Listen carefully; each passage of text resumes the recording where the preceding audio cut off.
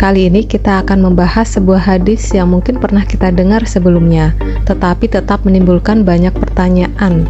Hadis ini berbicara tentang lalat yang jatuh ke dalam minuman dan bagaimana cara menghadapinya. Bahkan ada penelitian ilmiah yang mendukung kebijaksanaan di balik sabda Rasulullah ini.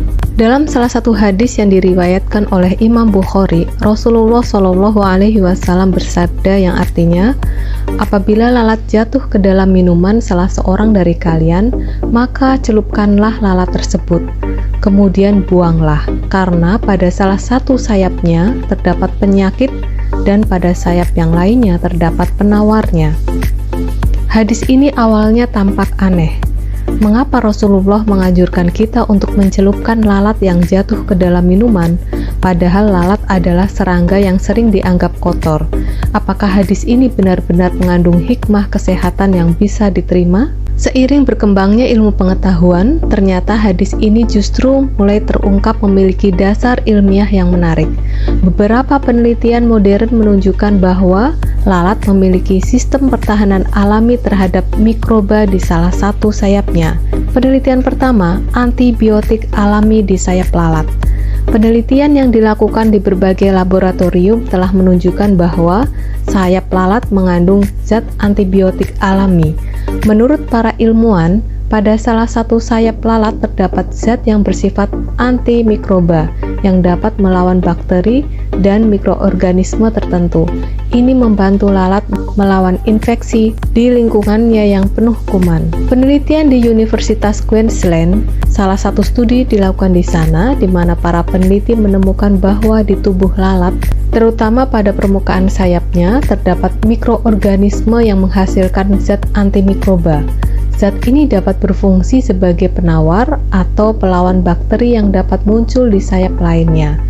Fakta ini sesuai dengan apa yang disabdakan Rasulullah Shallallahu Alaihi Wasallam lebih dari 1400 tahun yang lalu, bahwa satu sayap lalat membawa penyakit sementara sayap lainnya membawa penawarnya.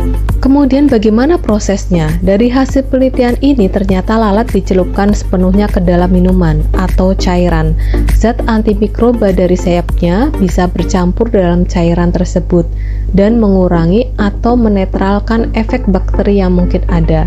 Ini adalah salah satu cara alami bagaimana sistem pertahanan tubuh lalat bekerja. Kita mungkin berpikir, apakah ini berarti minuman yang tercelup lalat akan aman sepenuhnya?